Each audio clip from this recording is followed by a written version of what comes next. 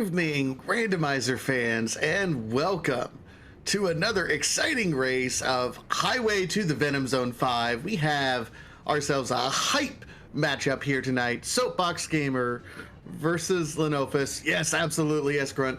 Good luck. These two runners have absolutely been tearing a path. We'll get to see exactly what they're up to. You know, we're going to start off here in Corneria directly. My name's Vitasia, but I'm joined tonight on the mic by Commander Leonhard. How we doing tonight, Commander? Doing good. Looking forward to seeing these runners once again save Corneria from the evils of Andros. Absolutely. Now, you know, this tournament has been absolutely fantastic to see. You know, both of these runners have really shown off the variation that can happen. You know, a lot of folks out there in the world complain about this game, you know, being on rails and what's the point of randomizing because you're always going to get to the boss at the same time. These folks have shown us that is not true, that there's little micro things that you can do to speed things up along the way.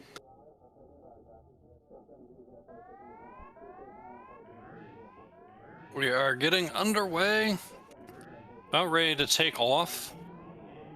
Looking forward to when we get about halfway through the first stage, if both of our runners are able to take out the formation as they have thus far. It's really important.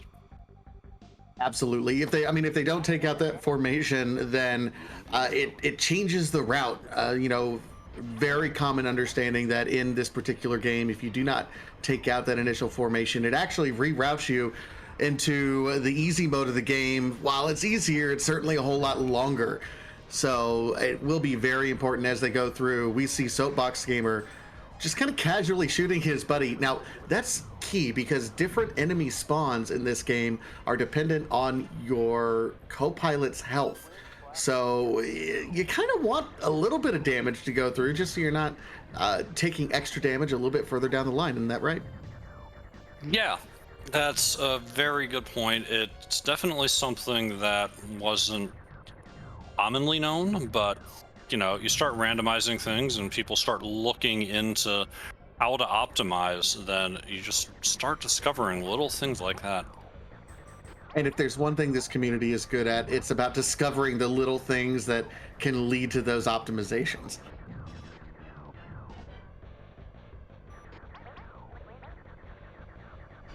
Okay, I think jig is up.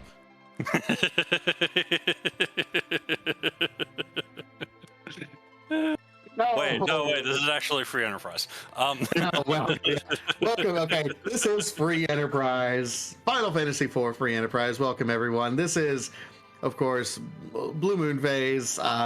You know, we have appreciate everyone hanging out with us a little bit. So we have a telestart and an interesting set of boss objectives here, don't we? Yeah, in addition to the two standbys of the tournament, we have King Queen Eblin, Officer, both literal free. We have Dark Elf, which is semi-free. And then we have Pale Dim and DKC and Bygone. Yeah, we have some free, some not so free. One Lunar Sparkle. You know, it's interesting because if you have one Lunar Sparkle, you still have to check all of them until you find the Pale Dim, which can be interesting. I'd like either two or none personally, but one, okay, that's what we have to deal with. How about Telestart? What's your thoughts there?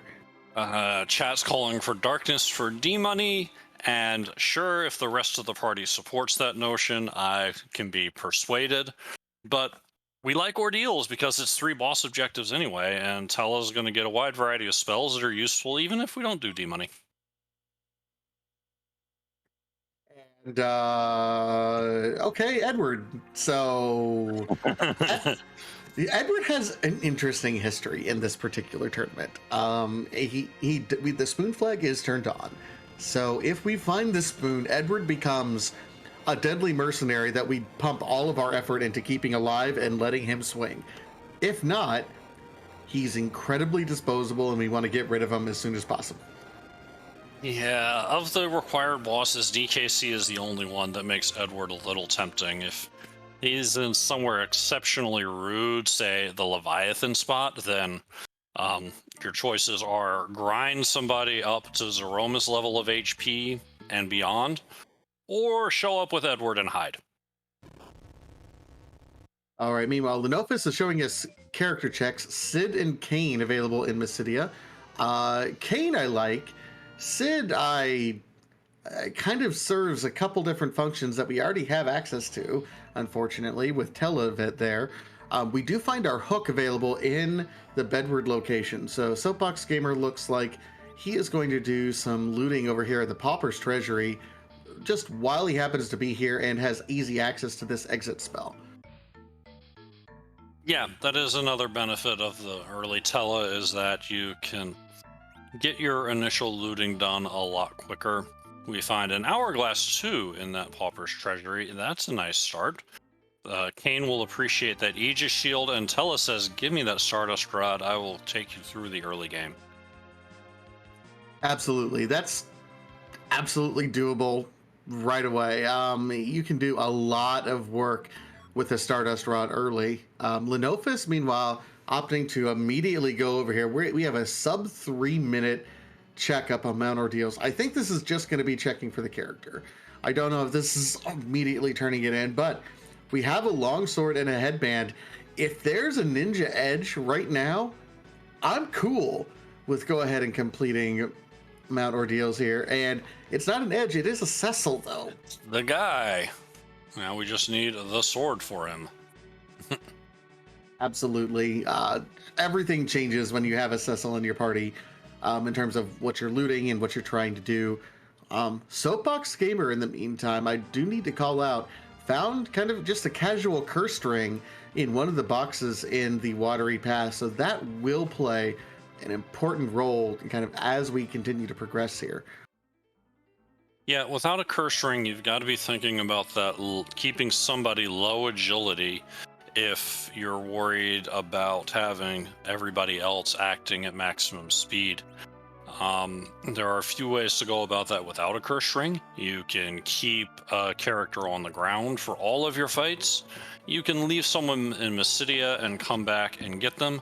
But with a curse ring, you don't have to worry about any of that. Tele will be a perfectly fine anchor, even if you take him into the levels of like the 40s and beyond.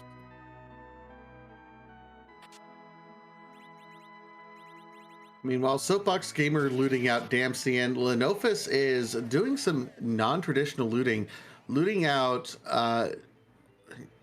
the Village Mist, which is, while checking shops certainly, but I would consider that a non-traditional opening here at this point in time. Agreed. And if you're busy shop hunting, sure, pick up a few things while you're in the area. Might as well get it all done in one trip. But 2 silk webs for Soapbox Gamer for looting Damsian. That's the thing that gets my attention. Oh, also a ninja. And it's amazing that we've already done all of our character checks. We're set up with a reasonably good party here. We have Ninja Edge, we have Cecil and Kane. Here's the problem though. We don't have a traditional white mage. We don't even have like a 2/3 white mage in Rydia. We might struggle a little bit once we get to the end game here a little bit. We effectively have to rely on alchemy. Yeah, we have 3 options for white mage in varying order. We have Tele. We have Sid and a big stack of Cure 3s. And Cecil also learns white magic once we get through Ordeals. Okay, we have 2 options. I mean, you are technically right, and I think technically is the best kind of right. So, okay. Cecil is my favorite exit page, but as far as his white magic goes, that's about all I will say for him. No, absolutely. I'm on the same page as you. Oh.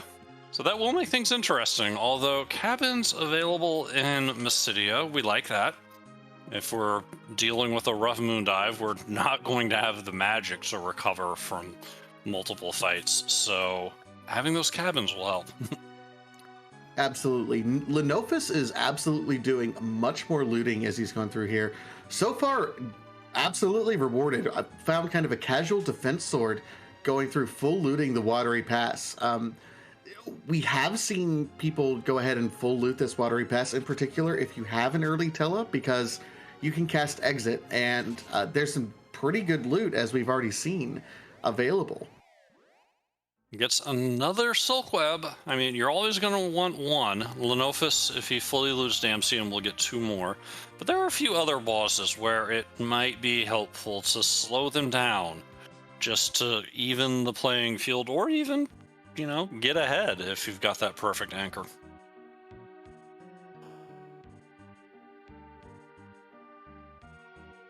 Meanwhile, Lenophis is going to be clearing out the rest of Damsian Treasury. Damsian is a pretty common stop, in part because the flags that we are playing require access to the underground using the hook. No magma key available early on, so we eventually have to come over here and get the hovercraft anyway. So it ends up being a popular choice because, well, if you have to do it, might as well knock it out right now. Yeah, and the other reason is that our character flag of See No Earned is on, which means the only characters we get are the 7 free characters, and this is one of them. True, it's all laid out kind of very nicely for us. Meanwhile, looks like Soapbox is set up reasonably well. Going up Mount Ordeals now has Ninja Edge. That's going to be in that middle spot. I really like that. His party is comprised of course, the 3 melee characters, Cecil, Edge, and Kane, along with Tella and Palom. Looks like Lenophis is having a very similar party setup, just kind of shuffling things around right now. Yeah, and we got some Medusa arrows in the last chest, and in a different party, I would be much more excited about that. But right now, we have exactly one person capable of equipping that bow and arrow, and that number will double when we get a paladin. And even if you have that one person equip the bow and arrow, like he has the option to equip a Stardust rod. So do you really want to do it? Meanwhile, maybe for clearing out Evelyn Castle. maybe. In the meantime, Lenophis is doing some other boss checks that Soapbox Gamer has up to this point dodged, and does find one of our objectives in the officer-soldier fight located here in the Watery Pass. So Lenophis, I think, a little bit of an advantage, taking his time, full clearing everything that he goes through. Soapbox is more focused kind of on the objectives and getting through and kind of working his way to the underworld as quickly as possible. Getting his Cecil and Tella turned online, which I don't blame him. But so far, Lenophis in edge with the boss count here. Yep. Early 1-0 lead. But Soapbox Gamer is about to tie the score. Well, that's interesting. The magic here, especially for a party at this level, is a little bit frightening. We're in a coin flip situation here. Yeah, this is a rough spot. We didn't necessarily buy any ribbon or find any ribbons to kind of help get us set up properly. If we saved ahead of time, I think Tella or Palom might know Piggy to kind of play against it, but yeah, we're in a coin flip situation that's going to happen almost immediately after. The first character that's going to have the highest agility, which I think at this point is going to be Edge. And it's like, okay, does Edge get targeted with magic? Because it's going to one-shot whoever it hits. Yep. If the magic goes to Kane, Edge gets a chance to Veil. Otherwise, forget about it. Maybe if you can't set up everything in advance, if you come back through the second time with Edge as an anchor, it will slow this Golbez down enough to get the Veil in. Oh, but no. There it is. And there's the lit Trying 3 to get coming the through. run buffers in, but no, not gonna work. And I don't believe Soapbox Gamer saved between fights. I don't think he did. Oh, he did, apparently. Okay. Looks it. Well, Okay. Not going to put Edge in the middle, but going to go down to battle speed 3, but always be saving. Soapbox Gamer saving a little bit of time there. Meanwhile, Lenophis goes ahead and makes quick work of the karate fight that is available here in the Antlion Cave. Usually a very quick fight. Also something that we see a lot of resets out of. But that rat tail, unfortunately, is like, oh, we got it. Yeah, you know.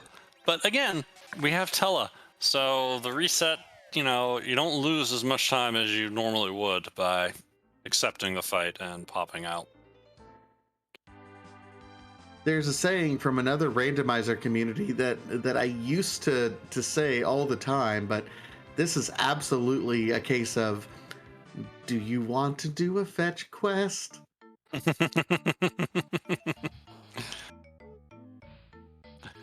Lenophis, gotta make it on over here, do some shopping. Also, just deal with, you know, try and get out in front of inventory boss here a little bit.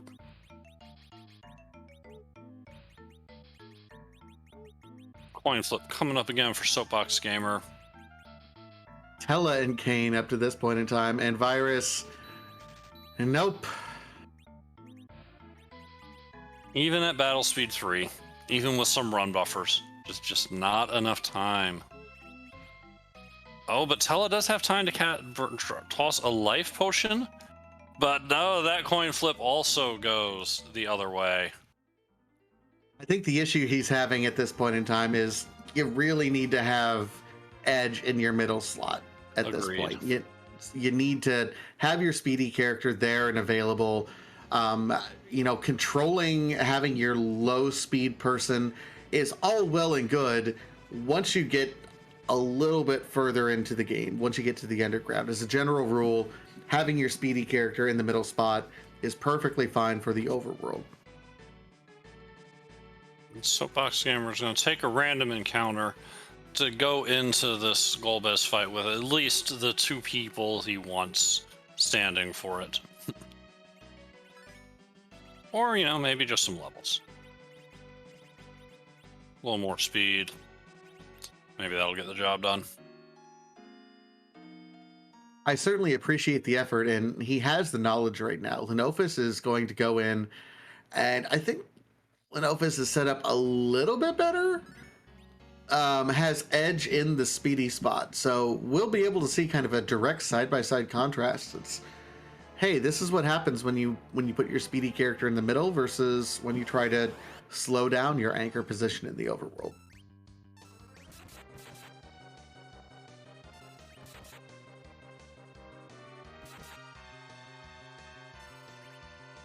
One action, 2 actions for Lenophis, 3 actions for Lenophis. Leviathan hasn't even gotten around. There it is. Finally gets around to a big wave. Well, about time, Leviathan.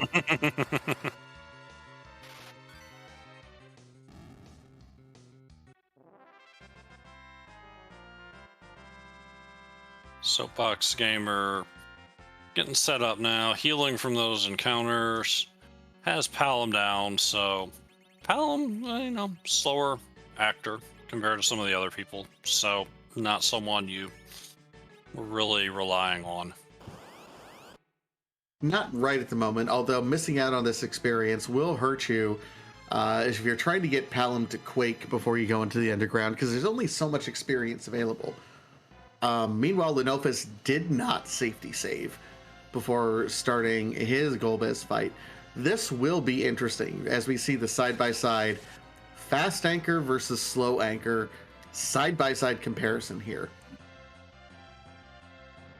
Yeah, so Lenophis very interested in whether or not Edge falls to the Shadow Dragon. Because not only is Edge slowing Golbez down, he's also slowing everybody else down in the party. Soapbox Gamer gets his 2 fastest characters to survive. That's the best he could have hoped for. We'll see how that turns out. Lenophis does get Edge to stay up. Here we go once again.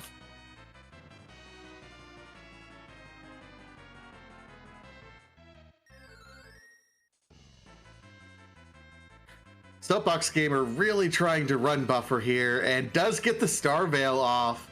That's very nice. And would have won the coin flip anyway, but I'll take it. And Lenophis with that anchored edge, plenty of time. Veil is up. So both our runners are going to make it through this Golbez. But Lenophis is going to have the lead from the checks that he made before he came here. Well, Lenophis has already done Antlion, but keep in mind, Soapbox Gamer has also already done Troya. So it's a little bit balanced here as we see simultaneous crumbles. And Lenophis is taking care of that waterfall fight as well. So each runner does have some territory to cover that the other has already taken care of. I like that Soapbox Gamer says, you know, I'm going to safety safe just in case. You get a full heal when you go in here, but you know what? Even though this is designed to be an easy fight, it can be nasty. I mean, that was a traumatic back attack for Soapbox Gamer, and already feels behind, I'm sure, after bouncing off that a couple of times and having to work back up to it with some random encounters.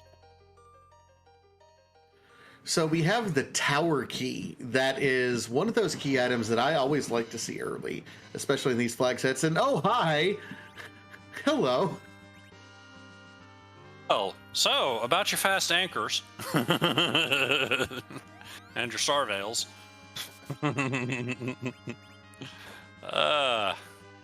Soapbox Gamer is just like, really? Really, game? Had enough of your shenanigans. You're not going to get me this time. Yeah, definitely. I mean, this is an interesting spot. We outspeed it, so it's fine. We certainly get everything off that we need to. Like, Cecil has a hand axe as his starting weapon? Yeah, that. You know what? I'm going to call that less than ideal. Back row, Cecil swinging a hand axe, not in the center slot. Yeah. just give him a silver staff next time, why don't you?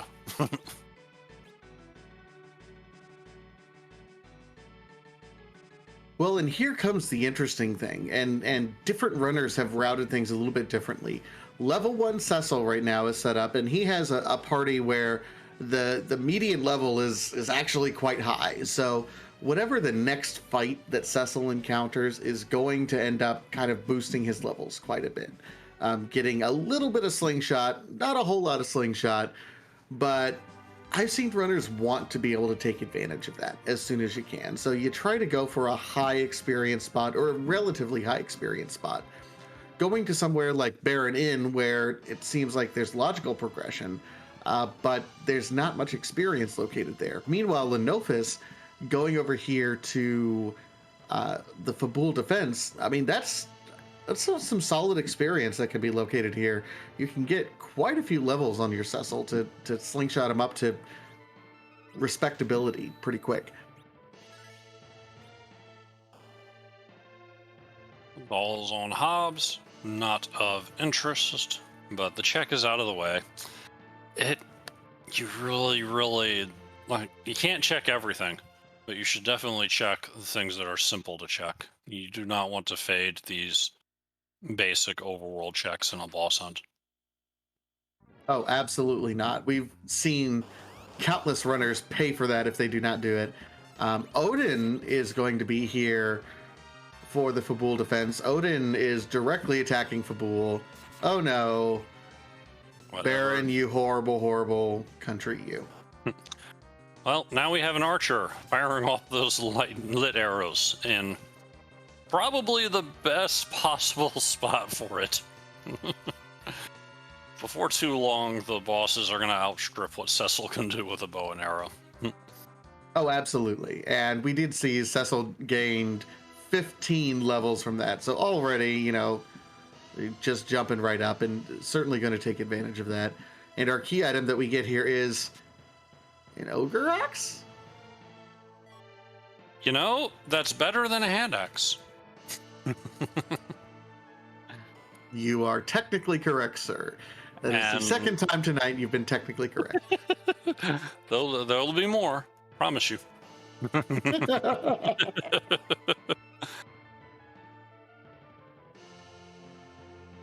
Now, here's the interesting thing about that Ogre Axe. I know we have a Tella and we have an Edge.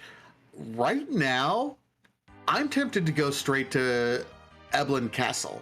We have 3 trap chests that could possibly, maybe contain some great holy weaponry for Cecil.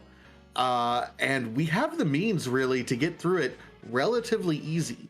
If you look at the Skeleton and Staleman chest fight, we have Edge, who can sweep through everything, as well as Palom, who also has a Stardust Rod. If we're looking for the Ogre chest, we have Tella, who can cast Stone, or an Ogre Axe, which can absolutely slaughter Ogres. Imagine that. And then there's the third fight, which, as long as you have Cecil in the back row covering everyone, only deals physical damage to get through. I gotta think Eblin Castle would be calling me if I were these runners.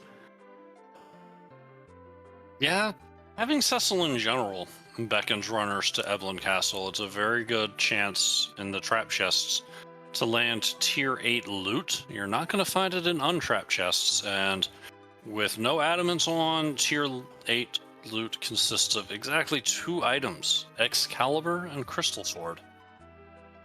The other pesky thing, though, about that Black Cat Lamia fight is that if you attack them and you don't finish them off in one shot, you are going to eat some nasty counters. Chat, Neobari was mentioning earlier that Palom looks good to get to Quake. Getting to Quake is going to be very helpful for 2 of those fights.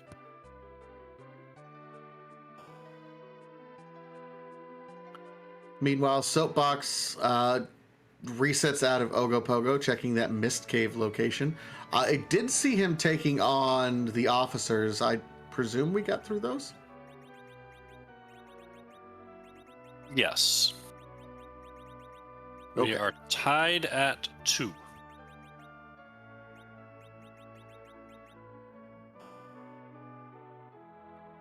And we're going to see Soapbox is going to be the first one into Baron at this point in time.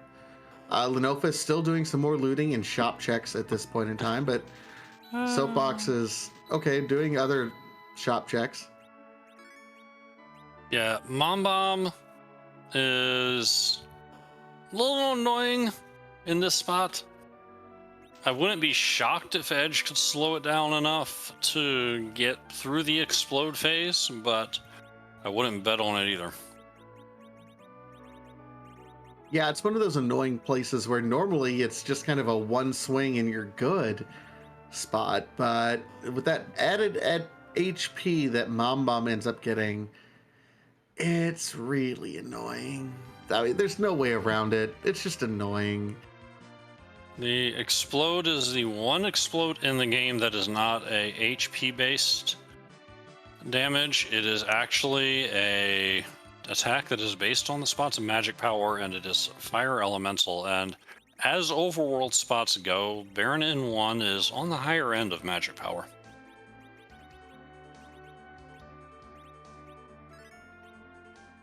Yep. Meanwhile, Lenophis is making the play over here to Castle Eblin. So looks like going for the right side, which is traditionally kind of the end of the line because of the exit that's available at the end. But we also have an exit mage, so that's not necessarily the worst.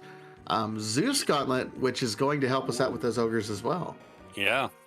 Gives protection against giants. So Kane is leaning into this Ogre Slayer role. But we're going to start with the Black Cats and the Lamias.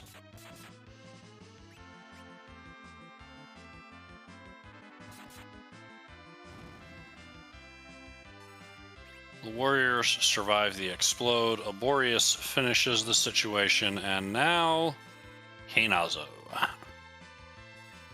This is an interesting Kinazo fight because there's certainly some decent HP here.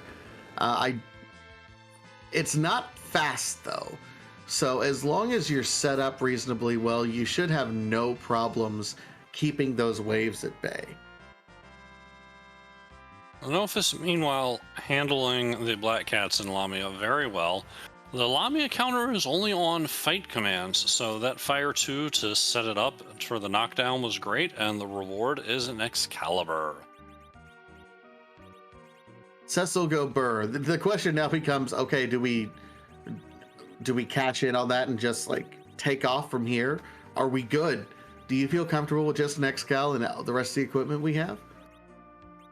I would clear the rest of the castle out. I'd want some more levels on Palom before we go underground, and we might be able to find better Hanzo for Edge.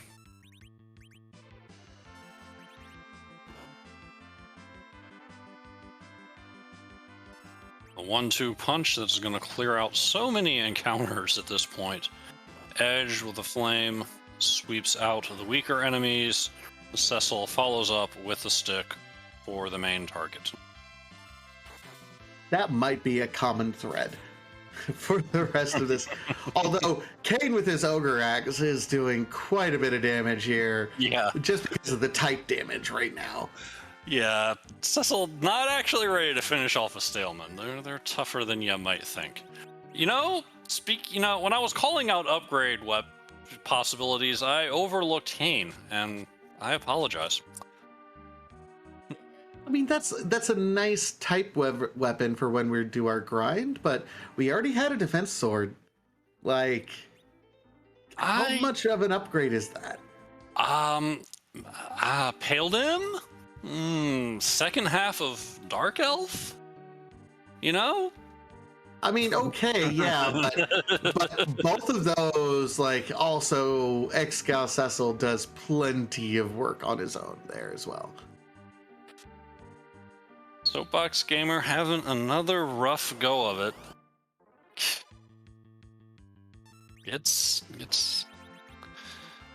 Kanazo ends up getting the best of him. Coming right back to get through. Yeah, if you know what's coming, you can kind of set up and prepare for it a little bit better. Looks like Lenophis is even setting up and doing a few life potion glitches for these Mad Ogres, which do have quite a bit of experience. His Kane is trying to steal, which you can get Bacchus wines from these guys. Yeah. I mean, take advantage of the time you've got. There's one.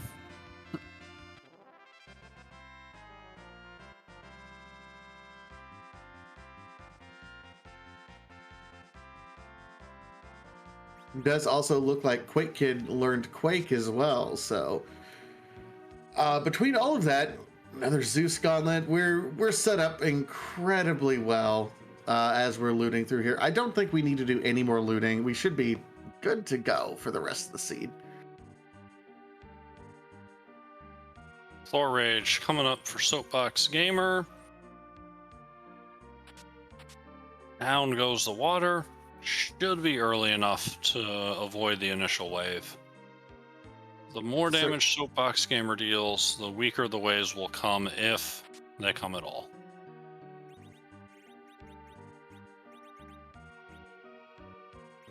The unfortunate part also in Lenophis' side, he's done so much looting, he is now fighting the most important and difficult boss in the entire game, the inventory boss.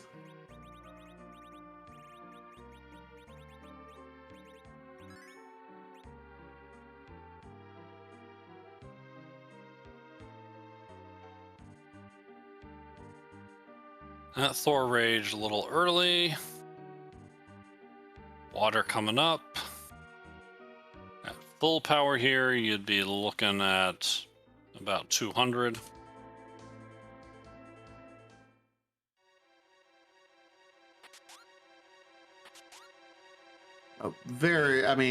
Should be reasonably good. And now we're in kind of auto mode at this point. Yeah. The Soapbox Gamer taking advantage of Kanazo's shifting elemental defenses, bringing the Boreas out when the water is down. and gets through on this pass and gets the darkness crystal. Oh, oh, that's So then, that's not expected. um, so if you like your D monies, is this a party that speaks D money to you? If you want me to be honest, Yes, not really. I agree. I Like can we, see a runner we doing it, but it does not call to me. no, it's generally you want a D money grind if you have a low level sort of black mage that can slingshot up to nuke levels very very easily. That's not this party. This is a melee party, and we're missing a white mage is what we're missing. So slingshotting into super high levels is not going to do us very much good. It's a huge time investment that I don't think is necessarily needed with the party setup we have.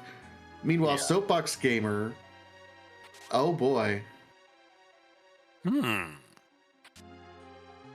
that rat tail turn into a twin harp. Right here. It's like just to the east if you want it.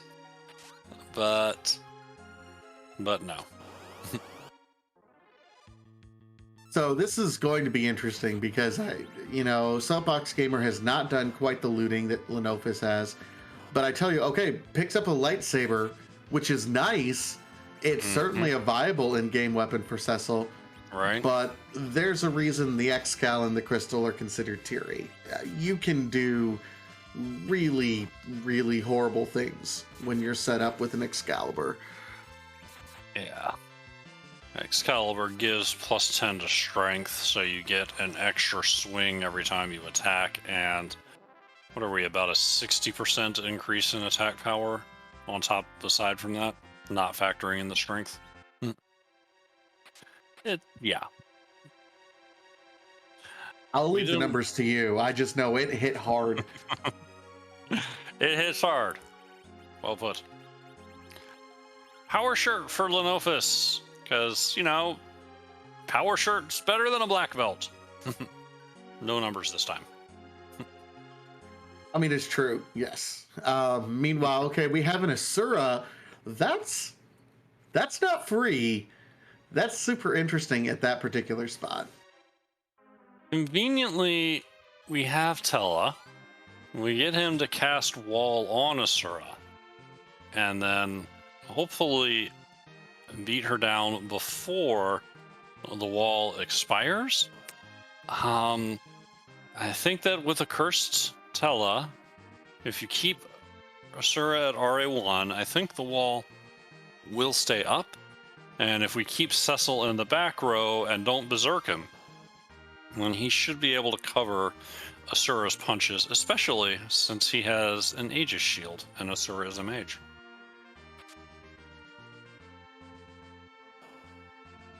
So what you're saying is we should be good to go, but for better or for worse, it's going to require a little bit of knowledge from these runners to be able to do so. Pretty much. In terms of both the setup and your party comp and making sure that you're set up from an agility and row perspective. So it can be a tough fight if you don't know what you're doing or if you try to wing it. Lenophis is putting Cecil in the back row. That's a good sign. And let's see what's waiting in front of Asura.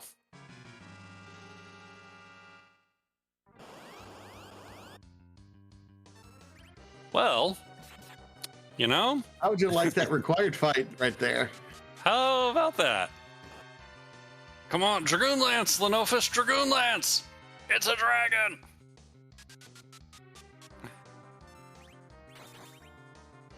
We don't have time for that. No, this is going to go very quickly. We're about halfway through now. There's 6,000 hit points in this spot.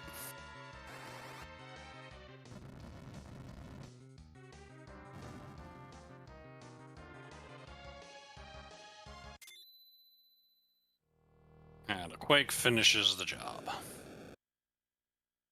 Meanwhile, Soapbox Gamer working through Eblin Castle now. Good that He's not going to fade it. Looks like it was just a pretty smart play to check the Evelyn shop, find the hourglasses, and make these fights a lot smoother. Absolutely. I certainly like this play. I'm a big fan of Evelyn Castle just in general. Meanwhile, okay, Lenophis. Lenophis is switching back to archery, equipping some mute arrows on Cecil.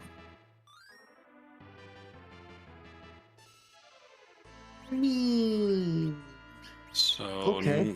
yeah, so no Aegis Shield there, but we do have an Aegis Shield on Kane.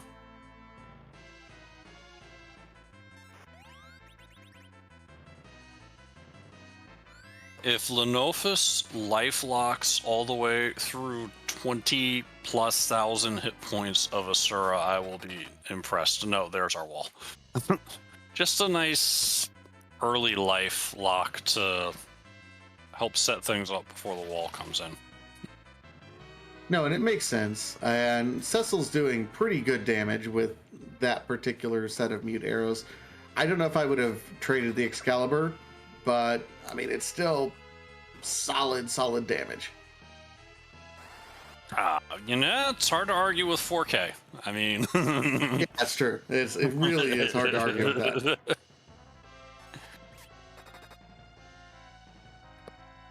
And Lenophis did his best to find a rune axe in Evelyn on the way down, but it was not meant to be. But Kane's just going to sit there, put the Aegis shield right out in front, and soak up damage when he's not busy flying through the air. I thought I saw a mute knife lying around as well for Edge, but maybe I don't remember properly. It would be great if there was a mute knife, without a doubt. Even just long mute would be able to do some work here. Ninja even more so.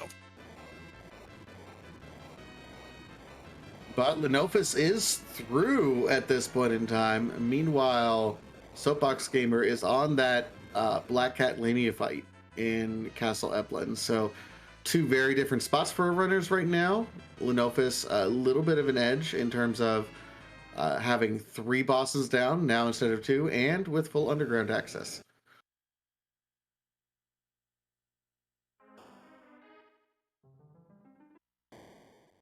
Check the sprite at the top of tower, and especially with a tower key in hand, this could be an immediate turnaround and go straight up.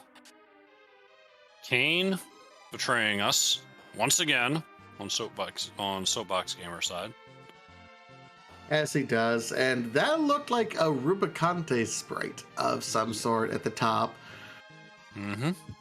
So not an objective, whatever it is. Soapbox Gamer breathing a sigh of relief, upgrading from a lightsaber to Excalibur.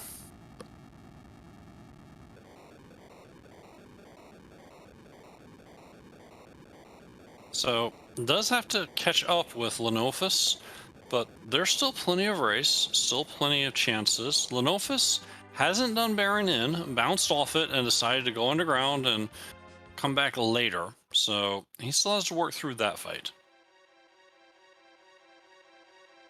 And I think that's one of the beauties of randomizers in general. You know, it looks like one person's ahead, but you have to take into account the totality of their run, because just because someone looks like in a straight line advance they're ahead, there's so many other things that the other runner probably has done that you can't discount, because the first runner is going to have to go back and do it at some point anyway. Yeah, and Free Enterprise has been built nicely. It's a good tension between the open world and having places to go and having key items route you and reward you for finding them. In the meantime, welcome Free Enterprise Prime. We appreciate, friends, you joining us and hanging out. We're in a fantastic match between Soapbox Gamer and Lenophis. Please do not spoil the contents of the previous race. Some of us like to go back and watch it. So welcome, but don't talk. I mean, do talk, but you know. And to summarize what you've missed and get you caught up, Lenophis is underground, and Soapbox Gamer is on the way. They both have the X-Cal for Cecil out of Kessel Eblin. Soapbox Gamer has a Darkness Crystal because he has worked his way through Mom Bomb into Kainazo at Baron Inn. Lenophis has left that check on the table.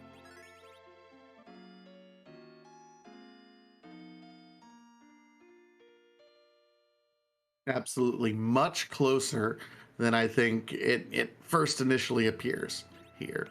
Lenophis deciding to go ahead and heal up. I was doing the intro. I completely missed what bosses were, but I presume it's a boss that we have to fight. CPU at Asura and Blue Robe at Leviathan, so potential objective.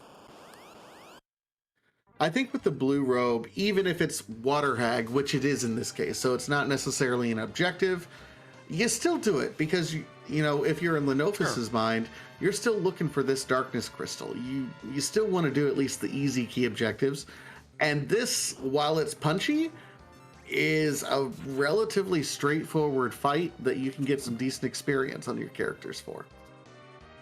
Yeah, with a Curse Ring Tella and a reasonable battle speed, you're going to get through here. You're not too worried about the XP. This is not that big a spot in terms of XP. Whoever survives, survives. And you might not have a dart, and Soapbox Gamer might even take it hoping for a Baron Key. Or, we could just unlock the ability to cast Meteo instead. No. This is okay. He used it on Meteo, but I want to make clear the superior meme is giving Kane access to magic. Okay. No. Hear me out. We're gonna go to the Tower of Wishes. We're gonna put Edward in the party. We're gonna give him a Soma drop, and then we're gonna kick him back out. I want that to be an objective at some point for a race.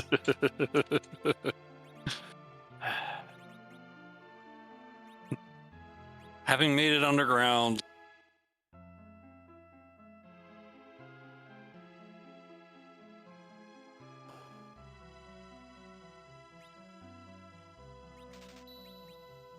All right. Lenophis is still checking shops, wanting to make sure his party has the best gear available. I tell you what, his party is pretty decked out as far as I'm concerned. I mean, Masa, Ninja Sword Edge, Power Shirt, X-Cal Cecil, Defense Sword with a Dragoon Lance on the side, Kane.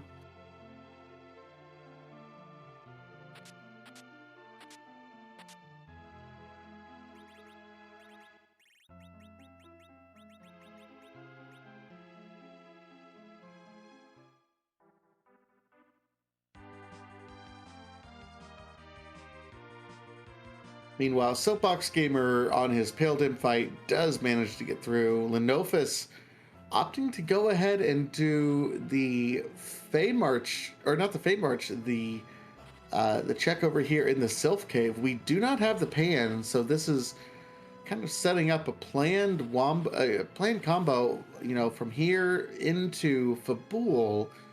I don't recall if Lenophis, I think we've seen one of our runners do that, but also a little bit interesting in that Lenophis is opting to do this as a key item check over checks such as Dwarf Castle, where we have two bosses that we haven't seen.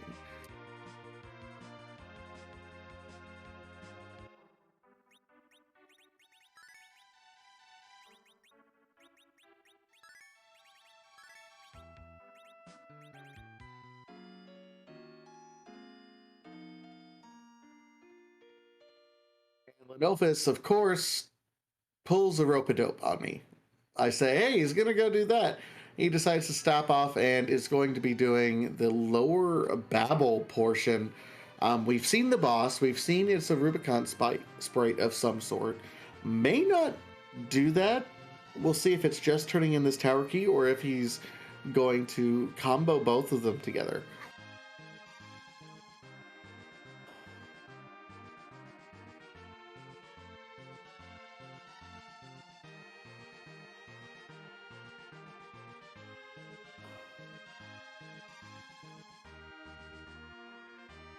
So meanwhile, Soapbox Gamer is. I did see a mute knife there on his edge. Lenophis is opting to go all the way up. He is going to go ahead and do this Rubicon top of tower to see if it's something. No safety saves. We are committed here.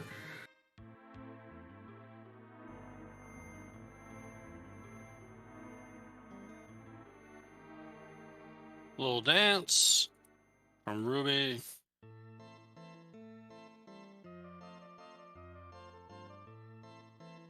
Because he shows off his leg, is that dance a can? I'm here for it. And it's just a quarter leg fight. So it's the elements fight, which is up here. This should go relatively quickly. It doesn't necessarily hit too hard, but we have lots of melee damage to push out. Meanwhile, Soapbox Gamer is through the final spot, and access to the underground unlocked for both of our runners now. Yeah, fortunately for Lenophis, the magic at top of tower here is one of the weakest spots. So even if Rubicon had gotten to the later part of his barrage, he could have withstood it.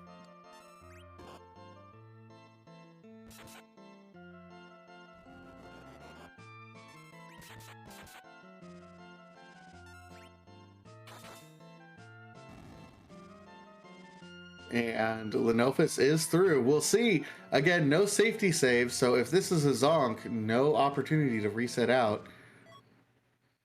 Oh, but that's not a zonk. That's a very good thing. That's not a zonk.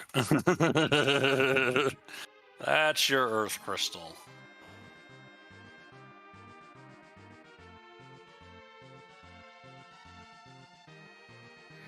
That was a very, very nice pickup there. Earth Crystal, technically it only locks one character check in a key or one boss check in a key item. Most runners consider it two because of that horrible, fight that you do have access to in Zot 1, but no one ever really wants to do it unless they have access to the Earth Crystal. So certainly interesting to see that, and worthwhile to check that here before too long. Yeah, with the part of the meta for the tournament that's evolving is running the Earthless Zot check. But that's typically later in a race when you're at 6 or maybe 5 bosses and you're trying to get that last push to go. Early on, like you say, not very likely to happen.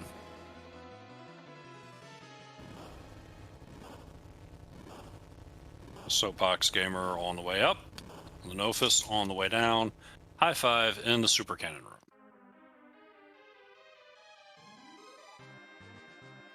And with just a Mylan there, I mean, it's okay. You're not upset by it, but you're a little upset by it because that's not a difficult boss that you really wish would be in some place more difficult. Yeah, we really would have liked to have seen Bygone or DKC here. It's an objective, and it's something we really, really don't want to see, say, on the moon or in the Giant.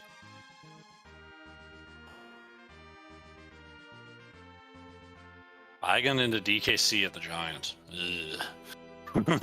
Oh, worth noting, Soapbox Gamer is saying, no, I'm good. I'm turning in the tower, and I'm calling it good. This is a play that I don't think you make if you feel ahead. Like, this is a I feel behind, I got to skip something play.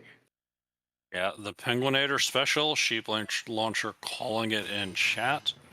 A play made popular by one of the old hands and greats at the game, Penguinator.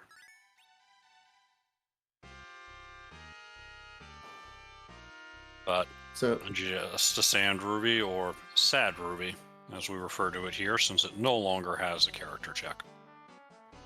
no, I think it's just a pig sitting in the bed. It is. I think that's it. You wake up the pig, it hops over your head and runs out. You kind of watch it run away and decide, well, if nobody's using this bed, I might as well sleep in it. Ryudo RPG, Darkness Crystal is at Baron Inn. It is Mom Bomb into Kainazo. Oh, that's a required boss. In Dwarf Castle, we have King and Queen Eblin hopping over the wall there that we got to see a little bit of.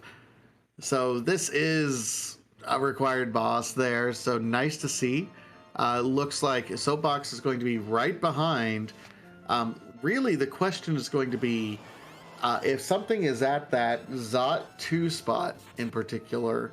If it's at Zot 1, I mean, it'll be super interesting. But if it's at Zot 2, it's guaranteed to be locked behind that Earth Crystal, which is at from the top of tower, which Soapbox Gamer has avoided up to this point in time.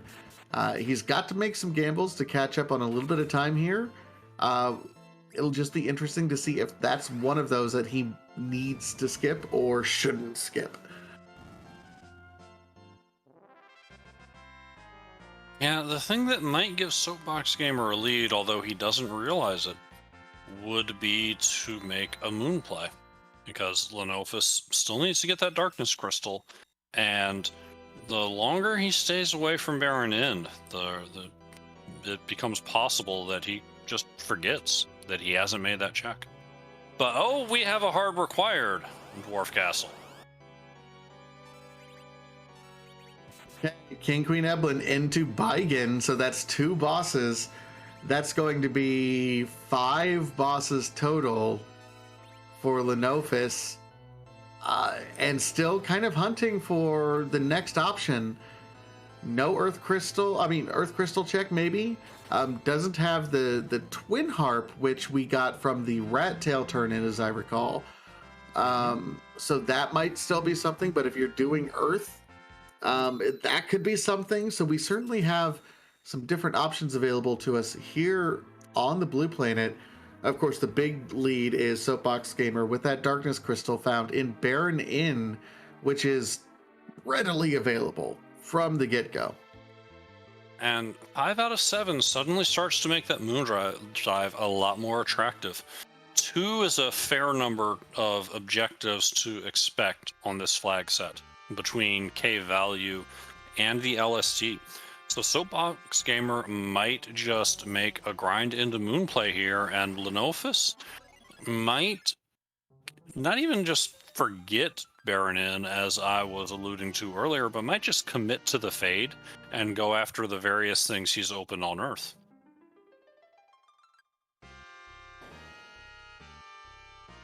Like if that Earth Crystal, for example, if he chases that and it were to lead into a Baron Key.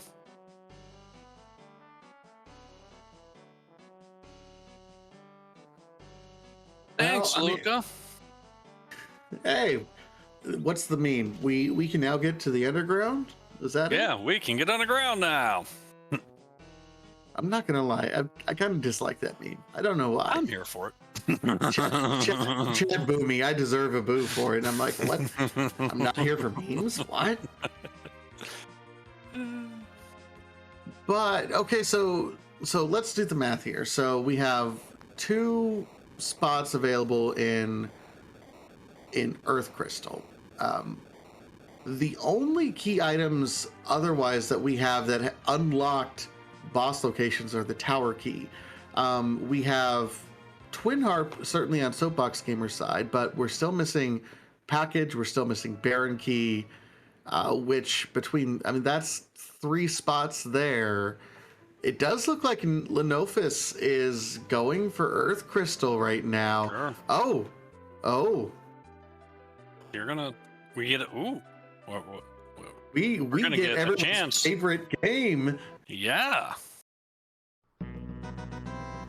Raise that treasury! Oh, it is Rate That Treasury so far, and okay, there's an apple. There's an inventory boss. Worst boss ever. Okay, another Dragoon Lance, a heroine robe that literally no one that we've ever picked up been able to do. Protectoring.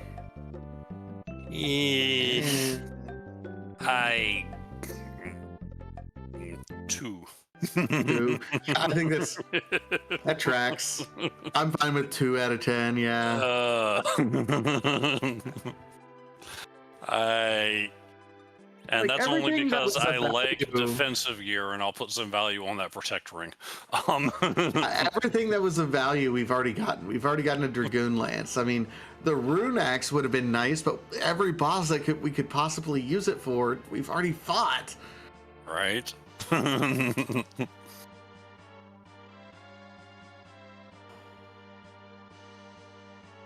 So, where to, Soapbox Gamer? Are you ready for the moon at 5? Or is there still more you want to look into on... Well, yeah, Feymarch freebie is valid. I can't hate that. Yeah, remember, Soapbox Gamer immediately turned around and went right back up the tower as soon as he got to the ground. So he has some cleaning up to do here in the underground. Certainly doing the Feymarch freebie, probably going to do the Water Hag just because it's there. Lenophis, meanwhile, that Zot 1 check is Baron Guards. Baron Guards, which is nice, I guess. Hey, we have a Rune Axe! Yeah, we do. We don't really care. we don't really care. We also have Edge with a Mute Knife that just passed the Right. Bacchus wine that is going to tear these things into 9,800. Masamune Mute Knife, getting it done.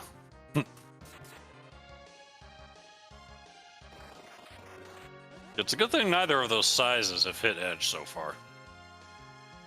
Oops. You just had to call it. You just had to say something, didn't you? I mean...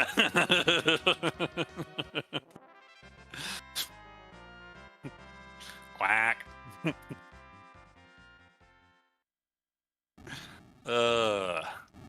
All right, so Lenophis is through.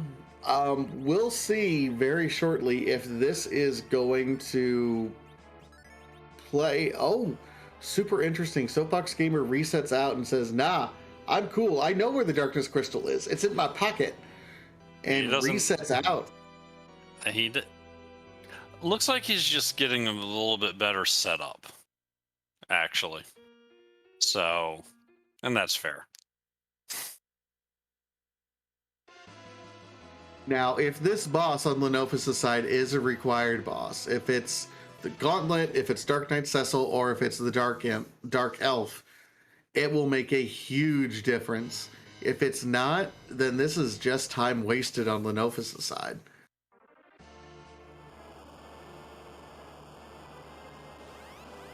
Drum roll. Well, yeah, time sink. Well, Unless I mean, it the still key could item, be, yeah. Unless, you know, like a Baron key, something.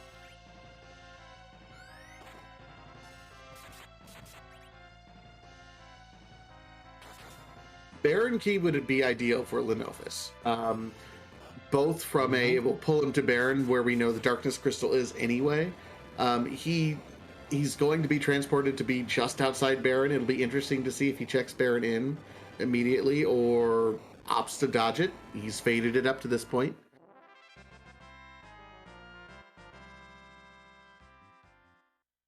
Might get that reminder now that he gets dropped off.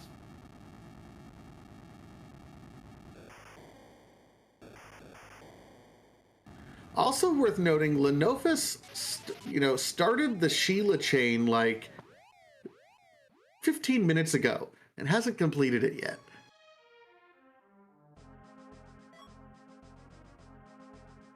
We'll see when he feels like it's a good time to route that. You know, I mean, yeah, we had an Excal, but Crystal is better.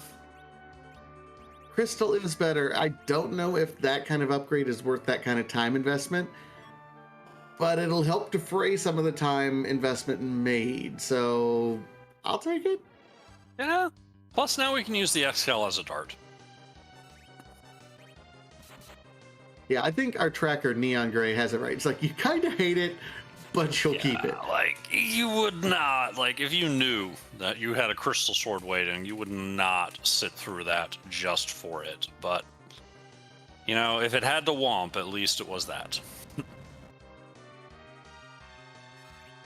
Keep launcher? No. Negative. That is not what you do. Everybody knows you feed the sword to the big chocobo to assert dominance.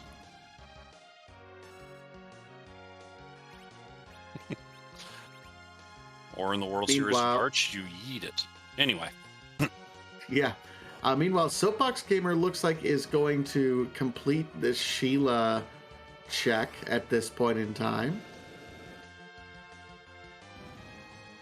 So we will soon find out if there's been value that Lenophis has been fading here, or... Well, you know, I guess we do have to defend Fabul first. Another thing that Soapbox Gamer left behind to try and get caught up. I mean, okay, yeah, it's a good thing. And Lenophis, I mean, okay, I blinked, and Lenophis was through that particular fight, so... That's the power of the Crystal Sword. Have your darkness, Lenophis. I would be a little panicked if I was just now getting darkness in the overworld. Yeah, and zero check. that'll be interesting to see if that informs his decision. Like, are we immediately going there? Meanwhile, Soapbox Gamer, okay, finds that Ogre Axe, fine. But Soapbox is going to be completing at least the Sheila 1 check right now. And, you know, once Darkness Crystal is found, like, Baron Key is the biggest value. We know he can't get the Earth Crystal, but he's probably would be happy with that too. Oh no, it is the Baron Key. Okay, so Lenophis catches up on one of his fades, only for Soapbox Gamer to reveal that there has been more value that he's left on the table. So from where we sit, Soapbox Gamer is almost certainly in face check mode because we know that the Earth Crystal does not have value. That means the only bosses Soapbox Gamer can't get to that could matter would be the boss in Sealed Cave and the boss in Kaipo Inn. Yeah, that's full face check mode for us. He does not know where the Earth Crystal is, though. We do. Also, I mean, okay, do you commit the time right now before you go to the moon? Do you do Twin Harp and Baron, or do you feel behind enough that you gotta make a play? This has been an absolutely fantastic race and kind of highlights different strategies. We've kind of been saying it the whole race. These runners are much closer than it appears kind of on paper, and it's just because of the different routes that they've taken and the different things that they both skipped up till this point in time. Yeah, Soapbox Gamer's struggles with Golbez early on kind of started a chain reaction. From that moment, he felt behind, and we saw a much more aggressive line in certain checks that were skipped, whereas Lenophis, maybe perhaps not worried worried a little more about losing time, looked at that mom bomb and said, you know what, you are not worth my trouble. I can get on the ground. I'll deal with you later. And it's just kind of accumulated since then.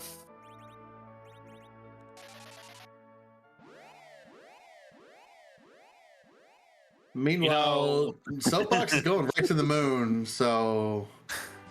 And Lenophis rewarding us with the job dwarf check, a railway engineer. We've talked about Kaivomis and Troyamis, but I don't think I don't remember ever talking about the rudeness of job dwarf's partner. No, in fact, it's oh my gosh. I think I saw a meme in our Discord community, which, by the way, if you have not joined us over in our Discord, what are you doing with your life? You should join us over in our Discord. We have all sorts of fun. Where the layout of the 8 bosses that we currently have showing were different characters that always get in our way when we're walking. Yes. NPCs, the ultimate boss. Lenophis making his way over to Sheila 1 now. Inventory bossed on the key item check. Oh, that pesky inventory boss. T Wildish has so much good loot, and it's so valuable. But that's a thing.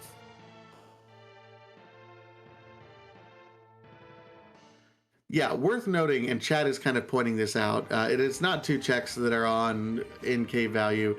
Demist is not a boss hunt in the Blue Moon Flag set. Over in the Red Moon side of the tournament, Demist does give you a key item. Yes, absolutely. However, the free key item is turned on, and that is just available in from Edward in Troya. So Demist has less value over here on the Blue Moon side. And Lenophis pursuing more Earth checks. This kind of makes sense if you're in Lenophis's shoes. You are getting the crystal past the 60-minute mark, the darkness crystal good to go to the moon. You kind of might be in a thought process of, if there's all the value on the moon, I'm in a lot of trouble already. I really need to hope that I can get my value down here on Earth. And yes, Warlink, you're absolutely correct. That's an extremely punchy Demist.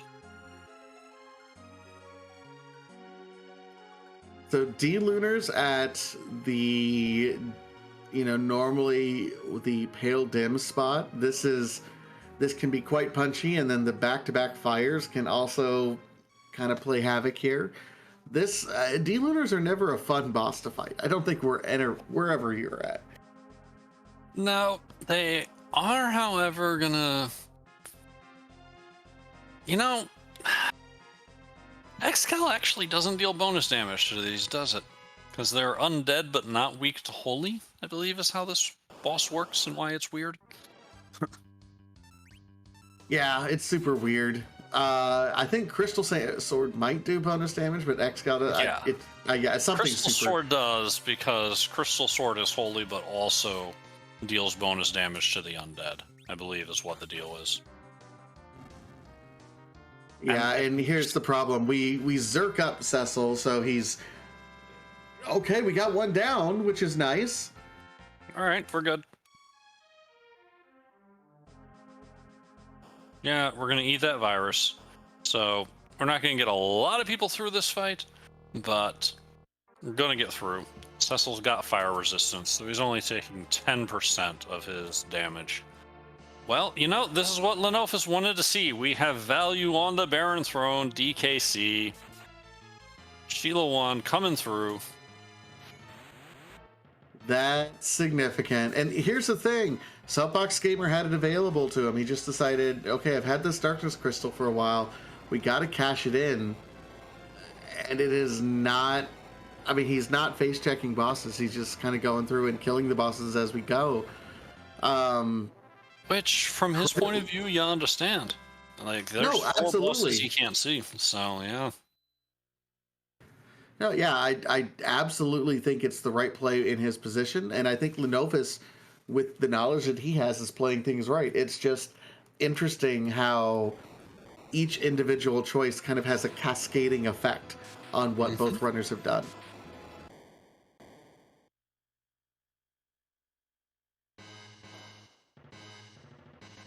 We're saved by a harp-playing bard and a Fabul monk here in Baron Castle.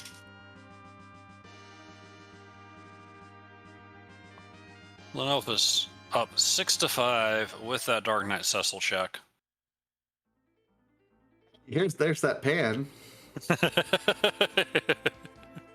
So, yeah, Lenophis is going to be able to continue his Team Earth strategy. I suspect Baron basement check is in order, and then run the pan bonk, see if it turns up a package or a Luca key. Oh, it looks like Lenophis is abandoning Baron basement at this point in time and saying, nah, ain't nobody got time for that. I'm at 6-7. Let's go to where the bosses are. And I don't hate it. Like, I don't love it because there's still a lot of places to check on Earth, but I don't hate it. All right, so from Lenophis's point of view, he's got two bosses he could look at that he hasn't seen. That long walk down Cave Magnus through the music scene, Runners don't like the time, chat loves the song, and the barren basement that just opened up. And that's it.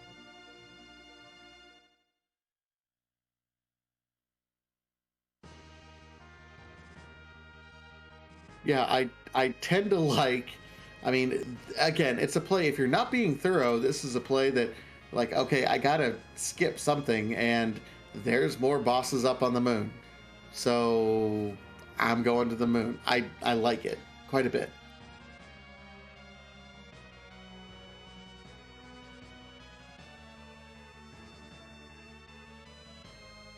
So in terms of geography, he's following in Soapbox Gamer's footsteps. In terms of objectives, he's one ahead. So if there's value on this moon, then whenever he catches up to Soapbox Gamer's first check will be when he's in go mode. We just have to see if Soapbox finds that second objective before then. And that, of course, assumes they go in the same order. Lenophis certainly taking the time to go ahead and set up and do a little bit of a grind. I do let me see, 2, 5, 6, 7, 8, 9. He's at 10 key items, so this is a great time for a grind as well.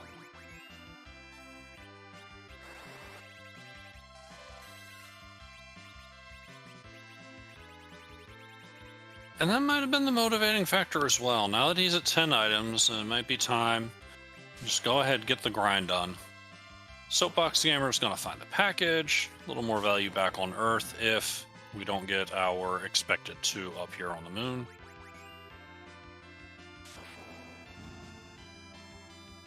So he certainly doesn't know where the Earth crystal is, but we happen to. So just hoping for something. Oh, there's the Dark Elf. So that's 6. That puts Soapbox Gamer tying it up, and it is Lenophis's likely go mode if he stays on the moon after this grind.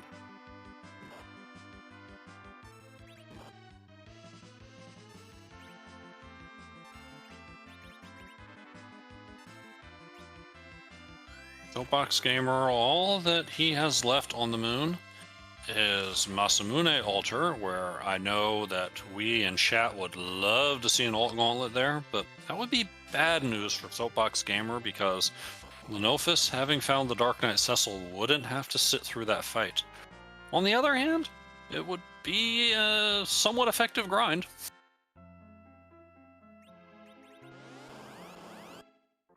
Yeah, but you don't really want to see that grind right there.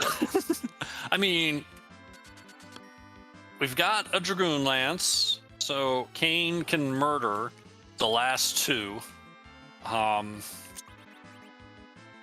We can cover our way through the behemoth, but the murder faces are murder faces. It's a thing.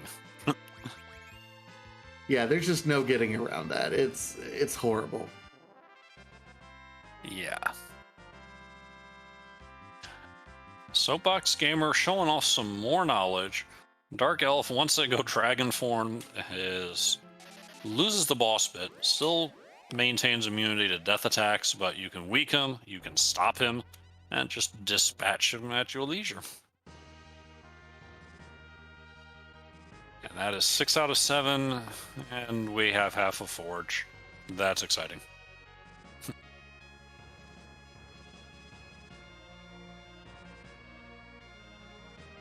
With one boss, Lenophis, are you going to top down, or are you going to go straight to the bottom without a pass?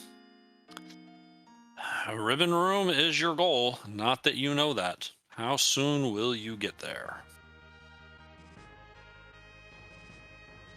And Soapbox Gamer is kind of, I don't know if he's memeing or what he's, oh, okay, setting up. He's like, I need to grind a little bit. Yeah, time to get this grind on. Let's handle this. Those same King Ryus that Lenophis fought earlier, just on a different location.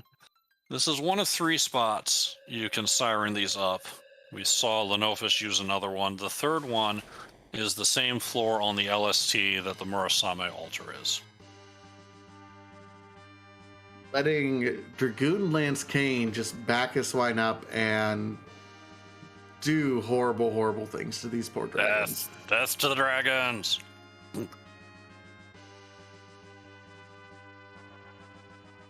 Not It's a really back row like game, 2 though, attacks. Yeah, it's not back road, which is Which- unfortunate. which is not surprising. There's exactly one weapon in the game that will back row cane.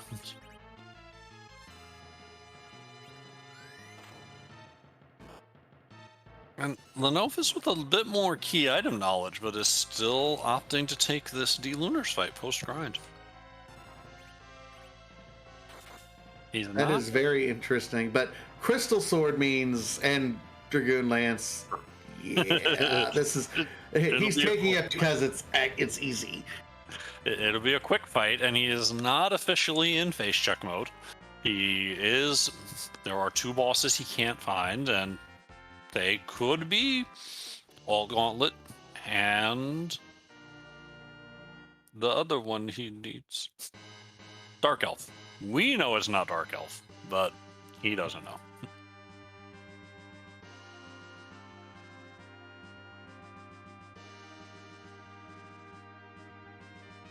And yeah, as Neon Gray's pointing out in chat, it could just be a time sink with it being so fast. Reset and walk down versus take it out and walk up. Yeah, and again, he did a little bit of a grind earlier, so probably expecting to have to kill at least a couple bosses.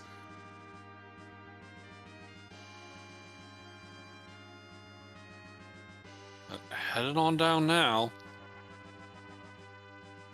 Drawing ever closer to his crystal.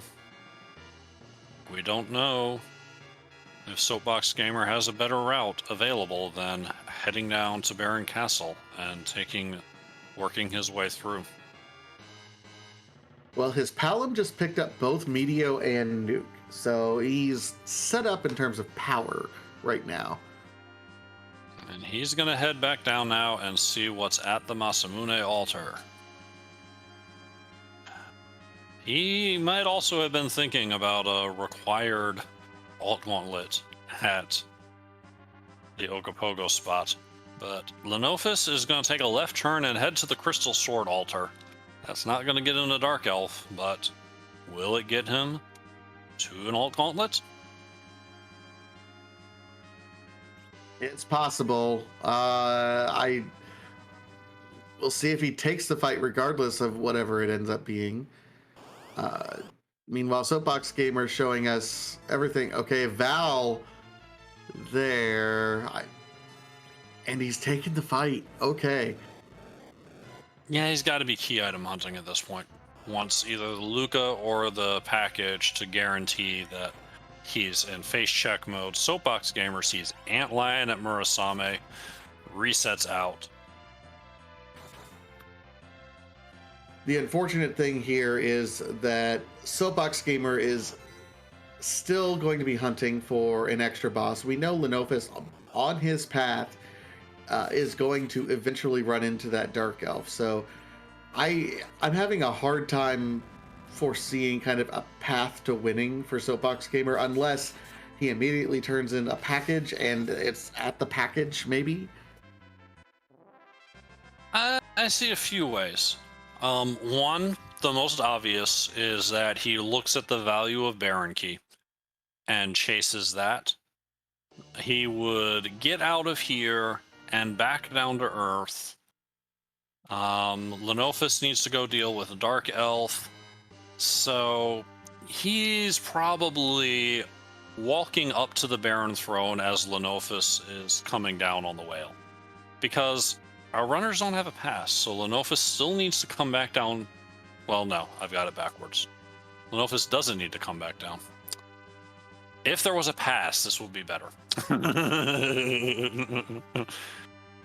I had this built in my head so wonderfully, and I realized that logic was failing me. Logic? There's no logic in Brando. Well, Soapbox Gamer's going exactly where he needs to go to for go mode. So the problem, though, is that Lenophis is going to get through this Dark Elf and walk straight down to Z, but Soapbox Gamer has to fly back up. I think we need a wipe from Lenophis. And I'm not sure with Crystal Sword Cecil going, if we've got enough power to get through. Warley pointing out in the chat, Gauntlet could be in the basement, and Could that be. could give us the pass, which would be, I think, the only way forward at this point in time. Yeah, and I wasn't clear, Neon Gray. Yeah, Lenophis is not losing to Dark Elf. I'm thinking about the Z fight.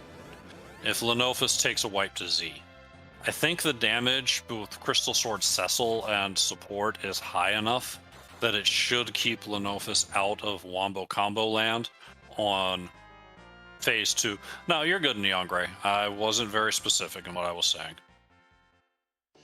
So I think the damage is enough to keep Lenophis out of Wombo Combo land. There'd have to be some sort of unfortunate counter nuking going on. That being said, you can never, ever, ever take Z for granted. Oh, absolutely not.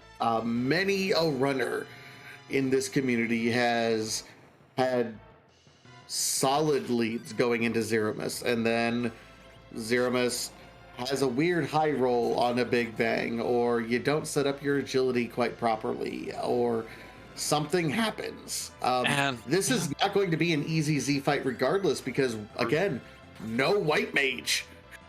Yeah, like our white mage is throwing a Cure 4 single target at someone to get them back to full.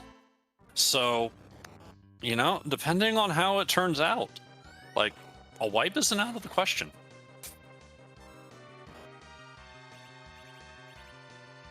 Nope, not at all. So, Lenophis is on that Dark Elf, and it's Sandy, Cindy, and Mindy. It's not what we were looking for. Not at all. Soapbox is going to get through this, and then make his way to the Baron Throne and get his crystal.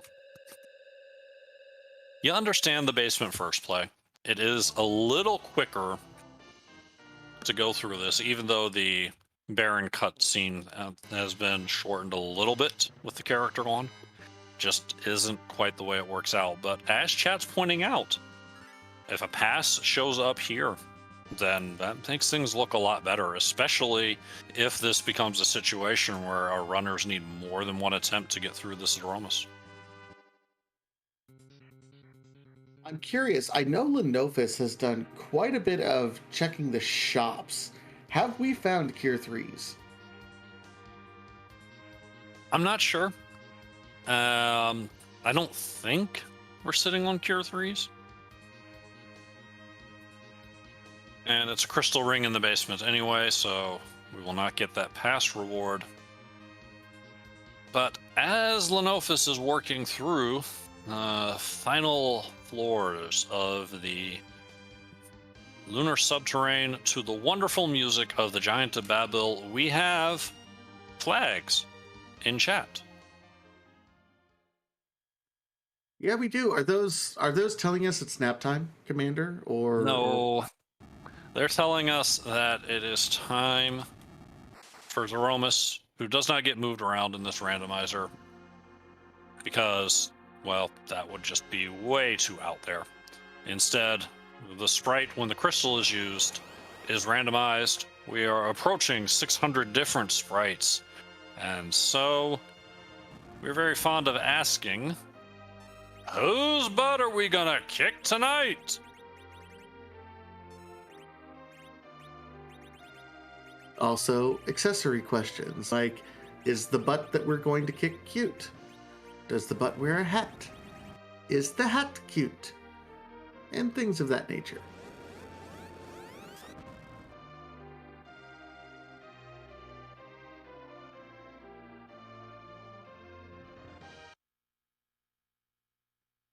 But Lenophis comes through and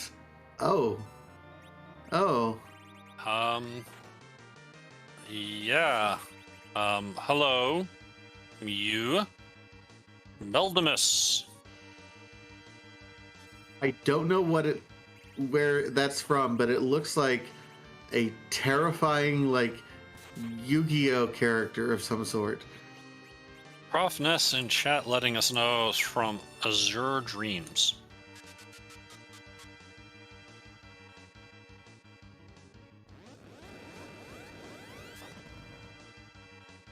That first counter nuke hitting the guy with 3,600 hit points.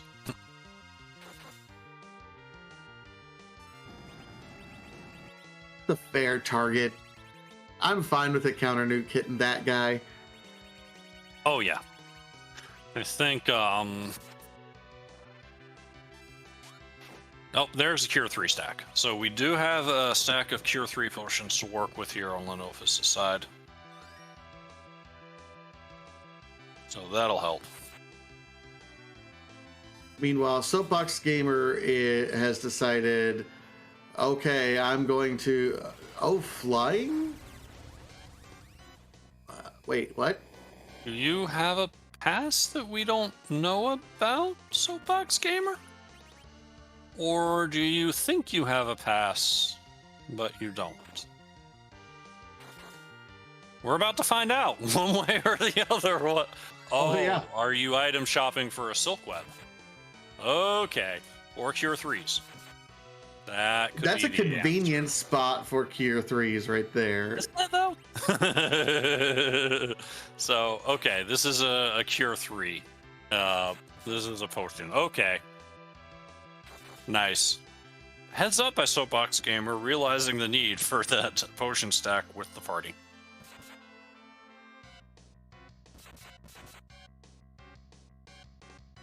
So, Soapbox Gamer on his way to the moon now. Meanwhile, Lenophis certainly, I mean, is set up reasonably well. Palom is acting as alchemist. Yep, we've got a shake. A little bit of healing. We've got 3 characters guaranteed to survive this Big Bang, but we are on rocks. Lenophis had the damage to push through without seeing the second Big Bang. With And that is it. GG's Lenophis does come out the winner, 128-11. GG's, very well done. No hesitation, even without a white mage. And we are joined now by Lenophis. GG's. Hello, GG's. That seed felt way too free. I was so nervous for about half of this match. Yeah, I mean, that's understandable. There was a lot of divergence between you and Soapbox Gamer. The big one for you, you saw the Mom Bomb and said, I have better things to do with my time. And in that spot, that's a fair call. I don't remember where I saw Mom Bomb. Where was that? Baron in 1. Oh, right. Right. Like, you know what? I've got a hook. There's probably nothing that important back there. Oh. And of course, the problem ends up being that particular location was the Darkness Crystal, which was available very, very early on. So can you talk me through kind of your mindset as, you know, you route yourself back, it's well past the hour mark, and then you go to this open location and you find the Darkness Crystal right there. Like, what's going through your mind? Well, it was a little bit good and bad for the Darkness Crystal. Good, because I don't have to find it anymore. Bad, because it's been available, Sphere 1. Available basically since Go. Wasn't the worst, though, because I still didn't have, you know, my party set up for the most part. I didn't have a good grind set up. D-Machine was on the table, but I really didn't want to do that. I checked to see how many Sirens I had. 3. Alright, we'll make that work somehow. And then my decision to go to the moon was dependent entirely on Baron Castle. My 10th key item was the pan from the throne check, and at that point I decided, okay, you know what? I have enough. Let's go for it. I probably killed Pale Dim. I don't remember if I did. If I didn't, I lose the race anyway. Let's go for it. I don't remember if I killed Baildam this seed. I mean, it was a Race fast Brain fight. You is- did, yeah. Yeah, and it wasn't very memorable. Race Brain is real, though. Yeah, There is an in-game tracker. there is, and I thought about checking it, but I didn't want to really give up any more time because, There. you know, like I said earlier, like this seed felt way too free. I have got to put the gas on, and I've just got to go for it. Funny, though, that you would call a seed free where your healing options were in order. Tella and a big ol' stack of Cure 3s. Yep. To be fair, if you hit things hard enough, you don't need to spend much time healing. True. And I wasn't really worried about Palom's HP at that point, because of the dedicated healing. Like, well, Tella's not going to do much because he's cursed ring. I'm not going to deal with him. Find potions, elixirs, cure 3s, whatever, and just deal with it that way. Because our character selection was, until that Edge and Cecil appeared, our character selection was terrible for this team. It was horrible. It was. You're not wrong. We're sitting here in the booth speculating. Now, is Sid a better archer than Edward? When that's the sort of conversation that's going on, things are a little interesting. And knowing my luck with Blue Moon, like Spoon, there's always an Edward. Spoon is going to be late. I'm not counting on keeping Edward, so just get rid of him now, and we'll deal with it later.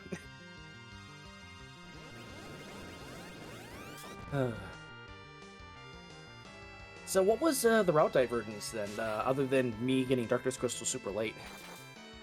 Soapbox Gamer had a little bit of a rough time with that ordeals, that haha Golbez, Oh, and and pushed into Wyvern. past, and thus, once getting underground, skipped some things, decided just to run the Penguinator, seeing that top of tower wasn't an objective, so never got the Earth Crystal, never went down that rabbit hole. Oh. And after doing some things underground, getting to 5 bosses at Dwarf Castle, decided to go up to the moon looking for the last 2 rather than full clearing the Earth, and thus ended getting the crystal at DKC. Ouch. That's painful. It's a thing, but it was still overall a pretty close race, despite all the divergence and the struggles along the way. I got a little worried on my way to Crystal Sword Altar. I said to myself, oh crap, I forgot about Mist Cave. I never checked that. Did Soapbox check that by any chance? Yes, it was Ogopogo. Okay. Whew. Not punished. Not punished. Should have been punished. I mean, that's a free check. That's one you can't forget to check.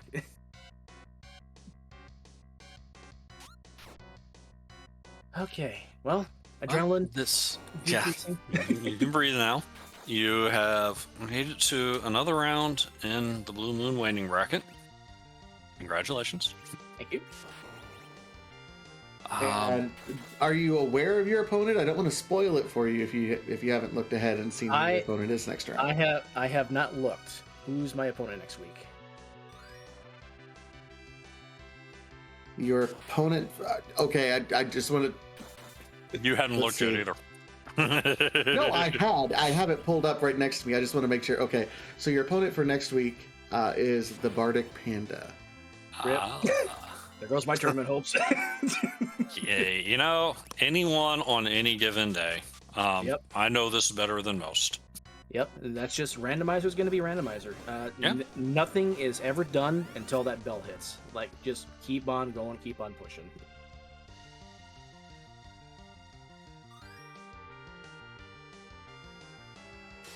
Any last thoughts for us then, Lenophis? Anything you're planning on altering, or are you pretty much set in how you tackle these flags at this point? See, it really depends on the characters, because if you get a mage-heavy party, you kind of have to commit to that. Like, even if you get one melee character, you can't really count on a berserker party. Unless there's 3 heroine rogues, a couple arty bows, and some good arrows. I mean, you really can't commit to a full melee all the time. But, yeah, I mean, I just kind of take what the flags give me, and I just go from there. Also, I want to give the team a shout out today. Leonhardt, Neon Gray, and Patasia. Thanks so much for doing commentary and tracking. You guys are awesome. And Neobari with a restream. Oh, yes, Neil Bar, restream. Sorry. Had to wait for the name to flop over. Aha. Cool. Well, I mean, once again, GG's to you, Lenophis. Looking forward to seeing at least the next round, and good luck to you the rest of the tournament. Thank you so much. I'll let you guys call the rest later. Take care. That was the winner of our race, Lenophis. Be sure to give both of our runners a follow.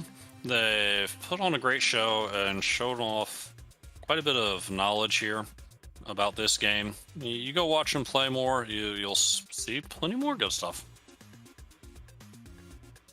Absolutely. Meanwhile, we are joined by Soapbox Gamer. GG's to you, 135.33 getting through. You know, I will tell you this. It seemed like you were making some gambles there at the end of the race because it seemed like you felt like you were behind. Was that what was going through your mind? Because you certainly made up a lot of time. I felt like I was behind since ordeals. Let's be honest. It's kind of what we figured. The back attack ordeals, for my money, has the most potential for rudeness on the overworld. Golbez is just one in a long line of villains that has done bad things to me. Yeah, all I did was just sighed. I'm like, why are you here? Why can't you be anywhere else? It's not pretty, that's for sure. But you know, you took the rudeness on the chin. You leveled up. You set yourself up and got some run buffering down, and did manage to make it through. And yeah, at that point, you just put the pedal down, and you know. Yeah. You started making good choices, but it never really looked like you were tilted, you know? I wasn't seeing the sort of kind of fumbles that a runner sometimes makes when they feel behind. You just started making choices that made a lot of sense from your perspective. I mean, at that point, you basically deal with the fact it's like, all right, back attack, it puts you behind, but you can't really just decide that there's going to be one spot where you're going to be like, you got to take a chance, and a lot of things, you know, you wait for that opening, because it's just, if you start flying off the kilter like early, then all of a sudden everything gets kind of out of whack. So it kind of helped that I picked up a few bosses on Earth real quick, and you know, I found a lot of items fell into place, which then made me feel like the sea was a little bit more freer once I got through the initial stuff. So I felt comfortable.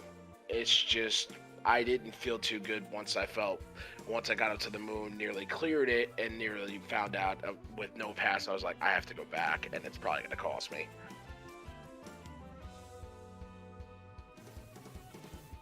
Yeah, and again, going to the moon with 5 makes sense. 2 is a valid number to look for up there. It's just this time it was 1 with no pass, and yeah, that second trip up and down in the whale and the second walk down was yeah, pretty much the difference. Yeah, GG's Lenophis. He ran it pretty. He ran that one pretty great. I do think if you watch it back, though, you'll see that you made up quite a bit of time in the back half. There was a lot of things that I think you wisely opted against.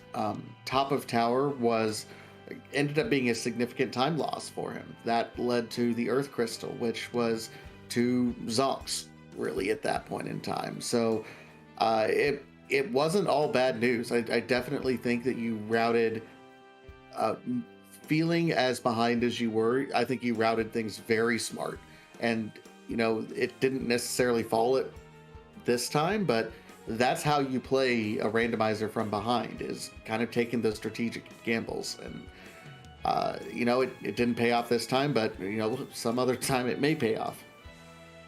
Yeah, I feel better once we got to the end and I actually clicked done and we were within 10 minutes. I was pleasantly surprised to even just notice that, because the way everything started out, it was like, well, no matter how I finish, I figured we at least be 10 or more apart.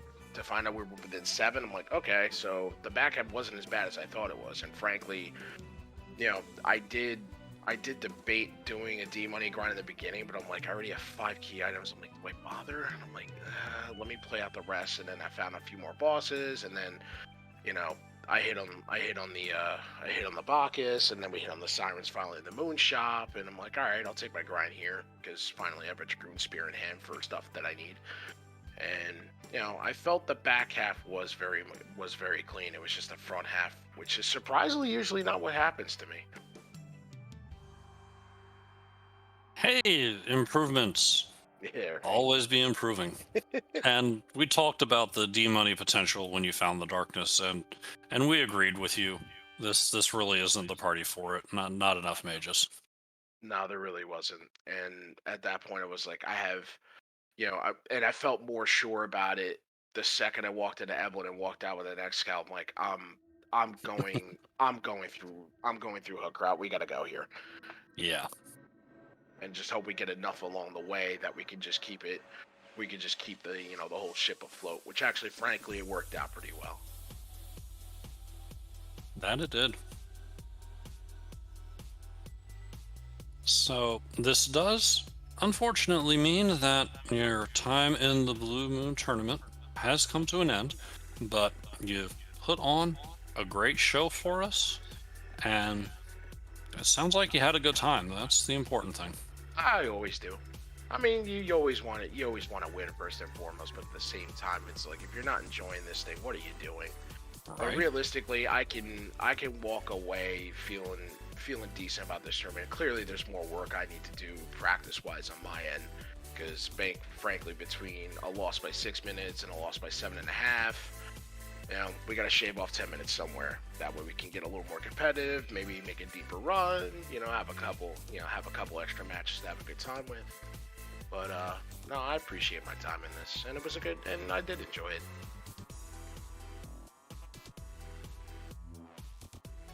Well, that's fantastic to hear, and we certainly hope you stick around for future tournaments and continue to join community races and everything else like that. It's amazing how quickly, once the switch flips in your head, people become competitors at the very highest level very, very quickly. I will most definitely, as long as the schedule allows, I'll return for the next tournament. I mean, I've entered 2 straight at this point, and pretty much I'll be back on ladder. So I'll get my work in before the next tournament, hopefully. Yeah, there's plenty of stuff between ladders and clubs to do during the club season, and yeah, really glad to hear that you're going to be participating in that.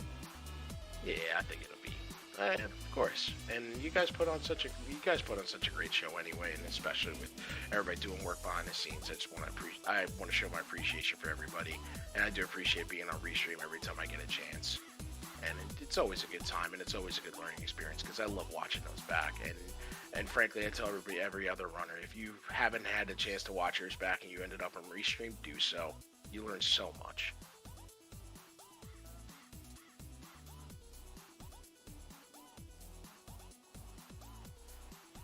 Well, we do our best, and you gave us a good show and plenty to talk about, so thank you for that.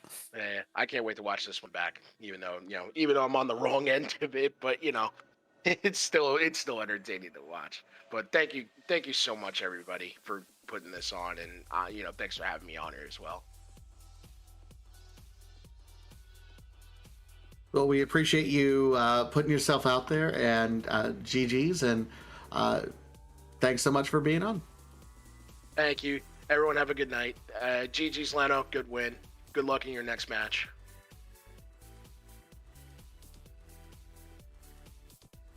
All right, and with that, Lenophis does come up with a victory over Soapbox Gamer tonight. So just a fantastic race. If you haven't watched it, especially the special intro at the very beginning of the race, absolutely everyone should tune in at least for that, because that was a whole lot of fun. Otherwise, it really was. So There's still some free enterprise left to go tonight. We will be rating free enterprise 3. We have McBain versus Rybon over in the Red Moon Waxing side of the tournament. Game number 2. There is another restream tonight, Couch 23 versus Zyrak, which will be on Free Enterprise Prime at 10 o'clock tonight. Also, if you haven't gotten your fill of Free Enterprise, tomorrow is going to be a smorgasbord. I think 6 different races are going to be on at various channels. Races start at 1 o'clock Eastern tomorrow, so make sure that you have Free Enterprise 1 through 3 all followed to get notified of all the Free Enterprise action that's going on. Otherwise, one last shout out to, of course, Neobari, our restreamer, Neon Gray, our tracker, and Commander Leonhardt. I always have a blast commentating with you. This has been so much fun tonight. Likewise, Vitasia, thank you for being here with me. And everybody, don't spoil the race. Nope, we'll see you at the next race. Take care, everyone.